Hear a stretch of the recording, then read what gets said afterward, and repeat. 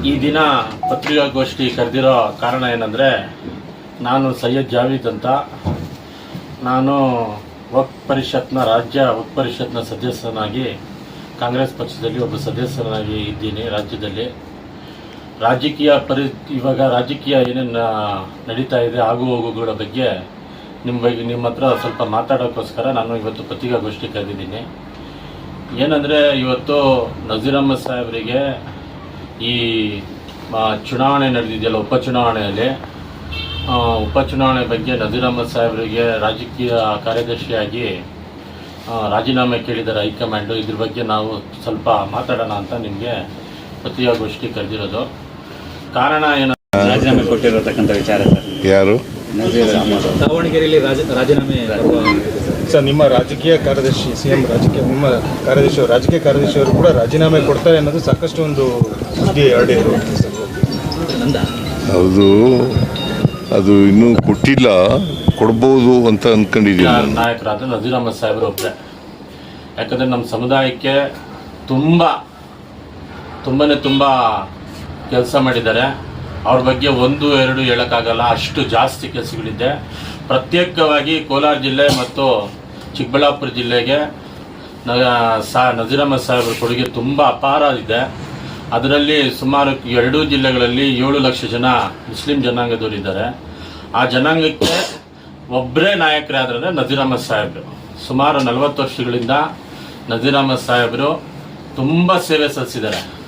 ಕಾಂಗ್ರೆಸ್ ಪಕ್ಷಕ್ಕಾಗಿರ್ಬೋದು, ಸಮುದಾಯಕ್ಕಾಗಿರ್ಬೋದು, ಬೇರೆ ಬೇರೆ ಸಮುದಾಯಗಳಿಗಾಗಿರ್ಬೋದು, ಎಲ್ಲ ರೀತಿಯಲ್ಲಿ ಕೈಗಾರಿಕಾ ರೀತಿಯಲ್ಲೂ ಕೂಡ ನಜೀರ್ ಅಹ್ಮದ್ ಸಾಹೇಬರು ದೊಡ್ಡಬಳ್ಳಾಪುರದಲ್ಲಿ, ಕೋಲಾರದಲ್ಲಿ, ಬಂಗಾರಪೇಟೆನಲ್ಲಿ, KGFನಲ್ಲಿ ಎಲ್ಲ ಫ್ಯಾಕ್ಟ್ರಿ ಮಾಡಿ ಉದ್ಯೋಗ ಸೃಷ್ಟಿ ಮಾಡಿದ್ದಾರೆ.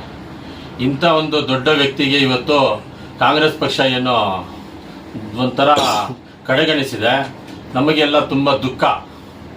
ಕಾಂಗ್ರೆಸ್ ಪಕ್ಷ ನಾವೇನು ಕೊಟ್ಟಿದ್ದೀವಿ, ಮುಸಲ್ಮಾನರು ನಾವೇನು ಕೊಟ್ಟಿದ್ದೀವಿ, ಕಾಂಗ್ರೆಸ್ ಪಕ್ಷ ನಮಗೇನು ಕೊಟ್ಟಿದೆ ಅನ್ನೋದು ತುಂಬ ಮಹತ್ವವಾದ ಚರ್ಚೆ ಇದೆ. 1974ರಲ್ಲಿ 70ರಲ್ಲಿ ಎಮರ್ಜೆನ್ಸಿ ಬಂದಾಗ, ಆವಾಗ 74ರಲ್ಲಿ ಇಂದಿರಾ ಗಾಂಧಿಯವರು ಲೋಕಸಭಾ ಚುನಾವಣೆಗೆ ನಿಂತಾಗ ಸೋತೋದ್ರು.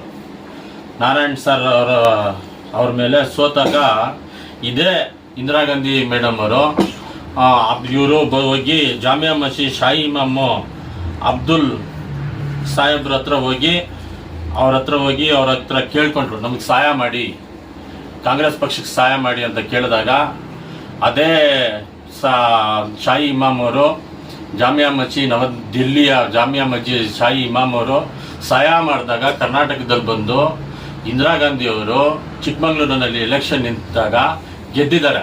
ದೇವರಾಜ್ ಅರಸು ಅವರು CM ನೇತೃತ್ವದಲ್ಲಿದ್ದಾಗ. ಈ ಥರ ತುಂಬ ಕೊಡುಗೆ ಇದೆ ಕಾಂಗ್ರೆಸ್ ಪಕ್ಷಕ್ಕೆ. ಆದರೆ ಕಾಂಗ್ರೆಸ್ ಪಕ್ಷ ಯಾವುದೇ ಕಾರಣಕ್ಕೂ ಮುಸಲ್ಮಾನರಿಗೆ ಇದೇ ರೀತಿ ಕಡೆಗಣಿಸಿದೆ. ನಾನು ಯಾಕೆ ಹೇಳ್ತಾ ಇದ್ದೀನಿ ಅಂದರೆ, ನಜೀರ್ ಅಹ್ಮದ್ ಸಾಹೇಬರು ಹೇಳಿಲ್ಲ ಅಂದರೆ ಇನ್ಯಾರು ಹೇಳ್ತಾರೆ? ದಾವಣಗೆರೆಯಲ್ಲಿ 86,000 ವೋಟರ್ಸ್ ಇದ್ದಾರೆ. ಅದು ನಮ್ಮ ಹಕ್ಕು ನಾವು ಕೇಳಿದ್ದೀವಿ. ಶಾಮನೂರ್ ಶಿಂಪಲ್ಗರ್ ಸಾಹೇಬರಿಗೆ ಅವರು ಅವಕಾಶ ಕೊಟ್ಟಿದ್ವಿ. ಎಷ್ಟು ವರ್ಷ ಆಯಿತು ಅಷ್ಟು ವರ್ಷನೂ ಸಾಹೇಬ್ ಮುಸಲ್ಮಾನ್ ಜನಾಂಗದವರು ಅವ್ರ ಜೊತೆನಲ್ಲಿದ್ದರು. ಇವಾಗ ನಜೀರ್ ಅಹ್ಮದ್ ಸಾಹೇಬರು ಅವರು ಸ್ವಾತಂತ್ರ್ಯ ಬಂದಾಗಿಂದಾನು ಮುಸ್ಲಿಂ ಜನಾಂಗ ಕಾಂಗ್ರೆಸ್ ಪಕ್ಷದ ಪರವಾಗಿ ಇರೋದು. ಸ್ವಾತಂತ್ರ್ಯದಲ್ಲೂ ಕೂಡ ನಮ್ಮದು ತುಂಬ ಮಹತ್ವದ ಪಾತ್ರ ಇದೆ. ಇಂಡಿಯಾ ಗೇಟಲ್ಲಿ ಹೋಗಿ ನೀವು ನೋಡಿದ್ರೆ ಮುಸ್ಲಿಮ್ರದೇ ಹೆಸರು ಜಾಸ್ತಿ ಇರೋದು. ಇಂಥ ಎಲ್ಲ ಕೊಡುಗೆಗಳು ಕೊಟ್ಟು ಕಾಂಗ್ರೆಸ್ ಪಕ್ಷಕ್ಕೆ ಮೊದಲು ಪ್ರೆಸಿಡೆಂಟ್ ಆಗೋ ಅಬ್ದುಲ್ ಕಲಾಂ ಆಜಾದ್ ಆಗಿದ್ರು ಕಾಂಗ್ರೆಸ್ ಪಕ್ಷದಲ್ಲಿ. ಅದಾದ್ಮೇಲೆ ಯಾರಿಗೆ ಮಾಡಿದ್ದೀರಾ ನೀವು? SC/ST ನಲ್ಲಿ ಇವಾಗ ಪಾಪ ಮಲ್ಲಿಕಾರ್ಜುನ್ ಸಾಹೇಬ್ರಿಗೆ ಮಾಡಿದ್ದೀರಾ ಅಷ್ಟೇ. ಅದ್ರಲ್ಲೂ ಕೋಲಾರಲ್ಲಿ ಕರ್ನಾಟಕದಲ್ಲಿ ಜಾಫರ್ ಶರೀಫ್ ಸಾಹೇಬ್ರಿಗೆ CM ಮಾಡಬೇಕಾಯ್ತು, ಮಾಡಿದ್ದೀರಾ ನೀವು? ಮಾಡಿಲ್ವಲ್ಲ. KPCC ಅಧ್ಯಕ್ಷರು ಮಾಡಿದ್ದೀರಾ? ಯಾರಿಗಾನ ಮಾಡಿಲ್ವಲ್ಲ. SC/ST ಒಂದು ಸಮುದಾಯಕ್ಕೆ, ಮುಸ್ಲಿಂ ಸಮುದಾಯಕ್ಕೆ ಯಾವತ್ತೂ ನೀವು ಕಡೆಗಣಿಸಿರೋದೇನೆ. ಆದ್ರೆ ನಾವು ಕೊಟ್ಟಿರೋ ವೋಟ್ಸ್ ಇಂದಾನೆ, ನಾವು ಕೊಟ್ಟಿರೋ ಇದರಿಂದಾನೆ ಇವತ್ತು ನೀವು ಸರ್ಕಾರ ಮಾಡ್ತಾ ಇರೋದು. ನಮಗೋಸ್ಕರನೇ ಇವಾಗ ನೀವು ಆ ಕಾಲದಲ್ಲಿ ಇಂದಿರಾ ಗಾಂಧಿ ಸಾಹೇಬ್ ಮೇಡಮ್ ಇಂದ ಕಾಲದಿಂದ ಹಿಡಿದು ಇದುವರೆಗೂ ಕೂಡ ಮುಸ್ಲಿಂ ಸಮುದಾಯ ನಿಮ್ಮ ಜೊತೆಗಿದ್ದು, ನಮ್ಮ ನಾಯಕರಾದ ನಜೀರ್ ಅಹ್ಮದ್ ಸಾಹೇಬರು 2 ಜಿಲ್ಲೆಗೆ ಪ್ರಭಾವಿ ನಾಯಕರಾಗಿ, ಇಡೀ ರಾಜ್ಯಕ್ಕೆ ನಾಯಕರಾಗಿ ಓಡಾಡಿ ಮೈನಾರಿಟಿ ಚೇರ್ಮನ್ ಆಗಿದ್ರು, ಮೈನಾರಿಟಿ ಕಮಿಷನ್ ಚೇರ್ಮನ್ ಆಗಿದ್ರು, ಅದಕ್ಕಿಂತ ಮುಂಚೆ ಮಿನಿಸ್ಟರ್ ಕೂಡ ಆಗಿದ್ರು. ಇಂಥ ಒಬ್ಬ ಅನುಭವಿ ರಾಜಕಾರಣಿಗೆ ನೀವು ಇವತ್ತು ರಾಜೀನಾಮೆ ಕೇಳ್ತೀರಾ ಅಂದ್ರೆ ಇದರಿಂದ ಕೇಳ್ತಾ ಇದ್ದೀರಾ?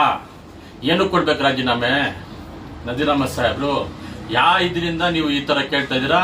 ಈ ಮುಂದಿನ ದಿನಗಳಲ್ಲಿ ತೀವ್ರವಾದ ಹುಡುಗಾಟ ಆಗುತ್ತೆ.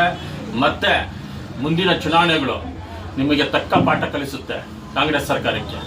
ಇದು ನೀವು ಅರ್ಥ ಮಾಡ್ಕೊಂಡು ಕಾಂಗ್ರೆಸ್ ಪಕ್ಷಕ್ಕೆ ಇದೊಂದು ನಿಮ್ಗೆ ಒಂದು ಒಳ್ಳೆ ಸೂಚನೆ ಕೊಡ್ತಾ ಇದ್ದೀವಿ. ನೋಡ್ಕೊಳ್ರಿ, ಮುಂದಿನ ದಿನಗಳಲ್ಲಿ ನಾವು ಕೂಡ ನಜೀರ್ ಅಹಮದ್ ಸಾಹೇಬ್ರಿಗೆ ಏನಾನ ಆ ಥರ ಆದರೆ ನಾವು ಕೂಡ ಏನೇನು ರಾಜಕೀಯದಲ್ಲಿ ಇವಾಗ ಏನೇನು ಇದ್ದೀವಿ ಅದಕ್ಕೂ ಕೂಡ ನಾವು ರಾಜೀನಾಮೆ ಕೊಡ್ತೀವಿ. ಸಾಮೂಹಿಕವಾಗಿ ರಾಜೀನಾಮೆ ಕೊಡ್ತೀವಿ.